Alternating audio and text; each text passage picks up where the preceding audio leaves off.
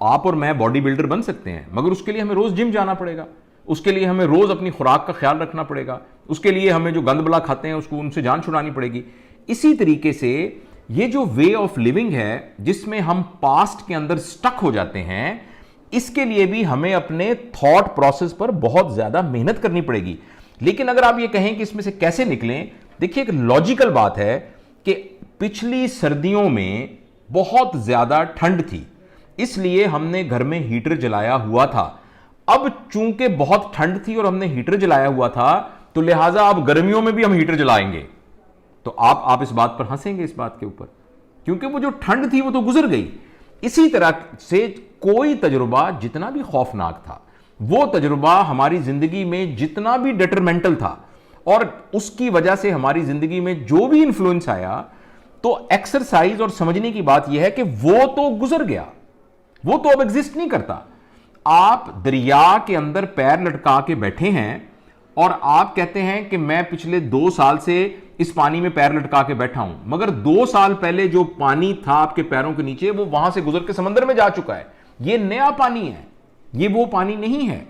तो जिंदगी अपने बहाव के साथ एक जा रही है। हमारी जिंदगी के अंदर एक बहुत बड़ा मिसहैप हुआ, हमारी जिंदगी में इतना बड़ा मिसहैप हुआ कि उस मिसहैप ने हमारी जिंदगी का पूरा रुख तब्दील कर दिया। उसने हमें बहुत बड़ा फाइनेंशियल धचका पहुंचाया, इमोशनल धचका पहुंचाया, फिजिकल धचका पहुंचाया, लेकिन वो गुजर गया। और उसके साथ इंटेंगल होने से हमने अपने उस सफर को मुनकता कर दिया, और जो कुछ हम अपनी जिंदगी के साथ आइंदा की जिंदगी में कर सकते थे, उसकी अपॉर्चुनिटी भी हमने जाया कर दी। ये वो एक्सरसाइज है जो समझनी जरूरी है। जो आप बात कह रहे हैं, मैं ना सिर्फ आपकी बात से एग्री करता हूं, मगर मैं इस बात को बहुत अच्छे तरीके से समझ रहा हूं। और हम में से अक्सर लोगों का यह मसला है कि दूसरा आदमी जो बाहर बैठा है, वो उसके जज्बात और उसके ख्यालात को नहीं समझ सकता कि वो किस इमोशनल स्टेटस में गुजर रहा है। लेकिन एब्सोल्युटली स्पीकिंग, ये बात बहरहाल बिल्कुल दुरुस्त है कि जिंदगी कभी भी रुक नहीं जाती। जब हम एक माजी के वाक़े के साथ अपने आप को फंसाकर रोक लेते हैं, तो वो तमाम अपॉर्चुनिटीज जो जिंदगी हमें जिंदा रहने की वजह से प्रोवाइड करती है, वो अपॉर्चुनिटीज भी हमारे हाथ से निकल जाती हैं। लिहाजा हम में से अगर किसी को इस तरह, मैं बात खत्म कर लूं, हम में से अगर किसी के साथ इस तरह का कोई खौफनाक तजुर्बा हुआ है, तो उसको खामोशी से बैठ के, मुराकबे में बैठ के अपने आप को यह समझाना है कि ये देखिए, जैसे फॉर एग्जाम्पल एक शख्स की हादसे में बाजू कट गया, जाहिर है ये बहुत दुख की बात है।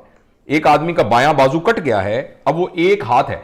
अच्छा, अब इसमें तो कोई शक नहीं है कि ये बहुत बड़ा उसको नुकसान हो चुका है, लेकिन इसमें जो पॉजिटिव एटीट्यूड है वो ये है कि मेरा एक बाजू कट गया, अब मेरे पास ये बाजू नहीं है, अब मेरे पास सिर्फ एक बाजू है। मैं इस एक बाजू से कैसे अब अपनी जिंदगी के बारे में आइंदा प्लान करूंगा। ऑब्वियसली आपकी प्लानिंग के अंदर लिमिटेशन होगी, आपको कुछ चीजों को कंप्रोमाइज करना पड़ेगा, कुछ चीजों को ऑल्टर करना पड़ेगा।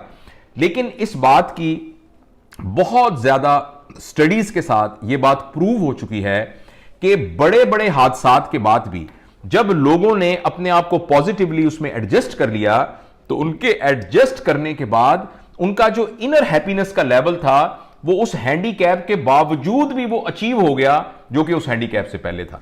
तो इस सिलसिले में मैं ये कहना चाहूंगा।